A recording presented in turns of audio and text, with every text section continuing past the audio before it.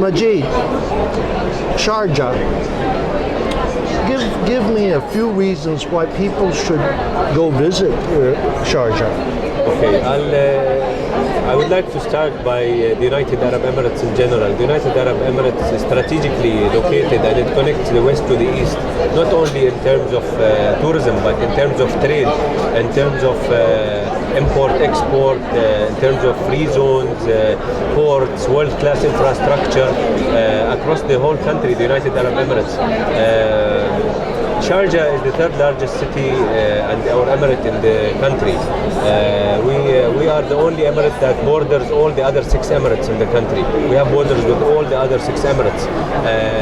What is really special about the structure of the United Arab Emirates, I would say, is that the diversity that we have across these 7 emirates. Each emirate has a different USP, and this proposition is really what makes a difference to the travelers, where they can see and enjoy different experiences by visiting the different emirates. Sharjah is now, in 2019, has been crowned as the World Book Capital. The World Book Capital by the UNESCO. And we are still celebrating until April 2020 being the World Book Capital. Of course, His Highness Dr. Sheikh Sultan Al-Qasimi, who is the ruler of Sharjah, is a visionary person and with a clear direction that we have seen and witnessed the results and outcomes of his efforts and his directions in terms of human development. Most of our investments in Sharjah have to have an element where people will benefit from. And people, what I mean is, in terms of education, CSR, a lot of the budget of the Emirate of Sharjah goes into that direction.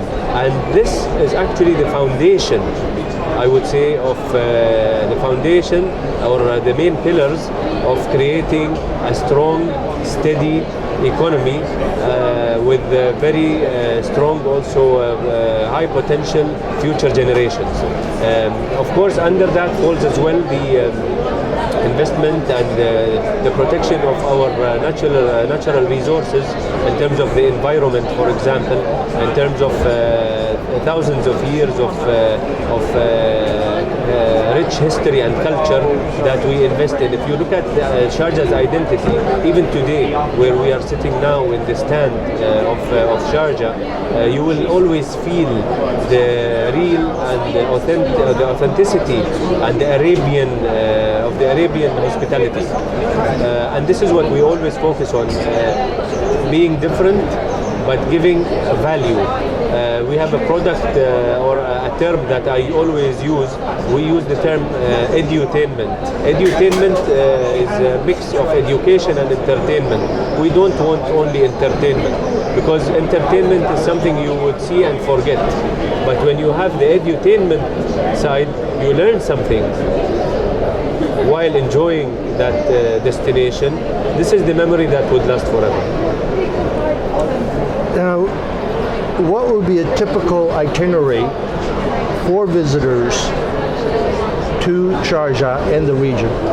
Now, many visitors come to Sharjah for different reasons. One of them being, of course, business that falls under the MICE sector, and other than that, we have the leisure who are now looking for and striving for the experiential travel and adventure tourism and eco-tourism. And this product has been developed very well over the past few years in Sharjah, having unique archaeological sites in Sharjah, and with evidence, for example, of human existence in that part of the world for more than 125,000 years, with actual evidence. And other than that, we have also areas like the fossil rock areas in Sharjah that have been that were 50 million years ago under the ocean, and they still exist today, and they are mountains, big mountains that are full of fossils from the sea, whereas the sea now is at least a 45-minute drive from that area, the closest coast. Other than that, we have a beautiful coast. Sharjah is the only emirate that has access to both the east and the west coast.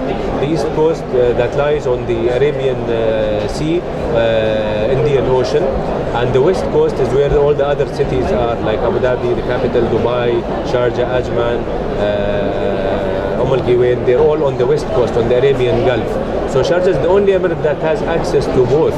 We have cities on the east coast, 3 cities, and the main city of Sharjah is on the west coast.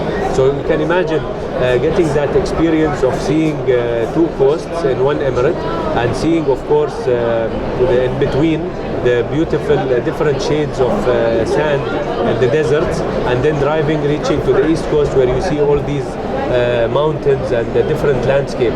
It's really amazing. How long of a drive? 1 hour to see all of this. What's planned for next year In terms of tourism, new projects for next year? see new projects now, as I mentioned earlier, we are focusing on adventure tourism. We have now luxury 5-star resorts or lodges. They are lodges, but luxury lodges, I would say. One of them being the Kingfisher Lodge on the east coast, on the Arabian Sea and Indian Ocean. It's a beautiful property built in a protected area, natural mangroves, where we have the kingfisher bird, actual bird, the kingfisher flies and stays in that part of Sharjah for a few months every year. And that resort is called the Kingfisher Lodge. 30 tents, 5-star tents, triple insulation, 5-star amenities, food and beverage. It's really an amazing experience on the east coast. Other than that, we have 2 more similar projects, but in the desert.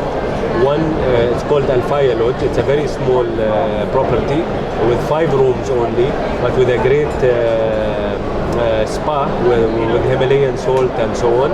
And it's located beside Al Faya, which is an area very close to the archaeological site that I was talking about, the fossil rock and the camel rock, and all the recent discoveries were in that area. Other than that, the latest project was Al Bidayar Oasis, also another amazing project, a very unique project that caters to niche audience, I would say. Also in Sharjah, in the desert, but in a different part of Sharjah, with a very nice red sand, with a 5-star experience, private villas with private pools, and built in the Arabian architecture. So it blends in with the desert and with that area. And this is what really people are looking for now, to see the authenticity, to see how people were actually living there, and to learn and understand and create memories and write their own stories of what happened there, and how they can witness really how our grandparents and ancestors were living, whether they were living on the coast or in the desert or in the mountains. Thank you so much, Majid. Thank you very much.